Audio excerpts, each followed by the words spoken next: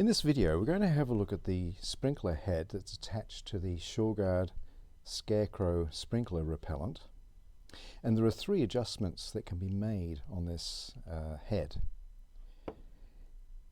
Let's say, I'll just position that there, let's say the animal's in that direction.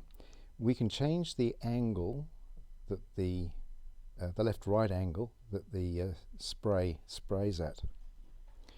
We can adjust the up-down motion of the water, and we can adjust the distance using this adjustment here. Anyway, let's start by looking at the way it's normally supplied. This metal ring here, it can be lifted to make the adjustments. Now at the moment, if I set the head there and just move it, you'll see that there's just a limited range of movement. It's kind of locked in position. If you want to make adjustments to the angles, take it out of that range and move the rings relative to one another.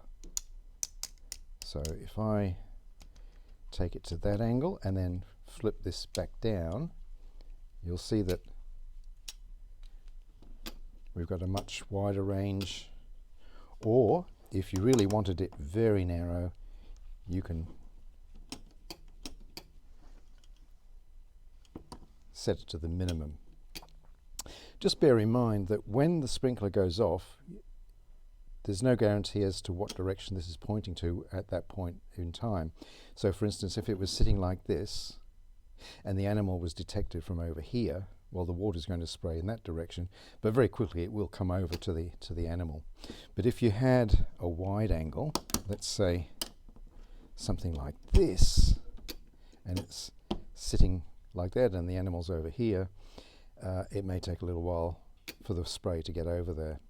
But having said that, there is a noise from the water jet and the animal will see the water moving at speed, so that will act as a deterrent.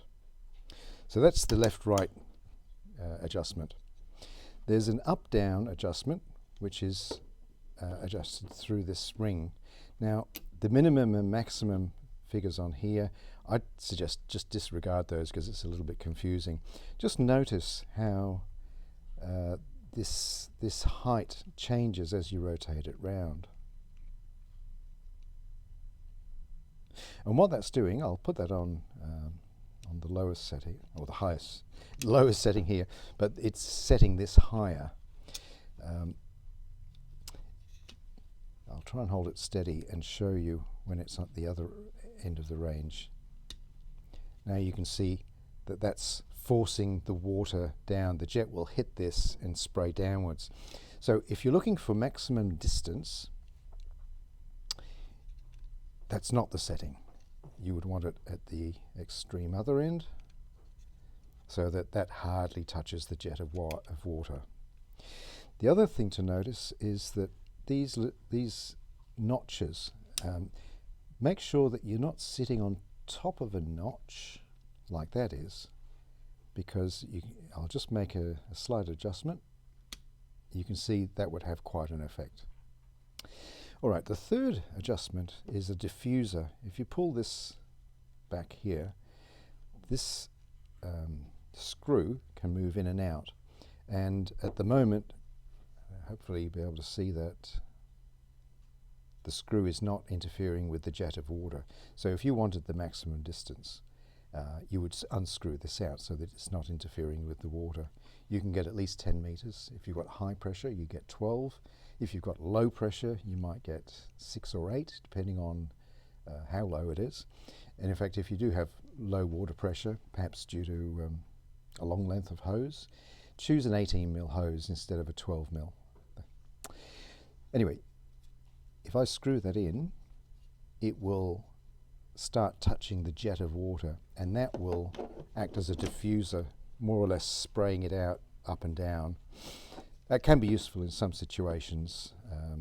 Just experiment and see what you think. And that's it. Not too complicated at all, but it is worthwhile tweaking the adjustments to get it right for your situation.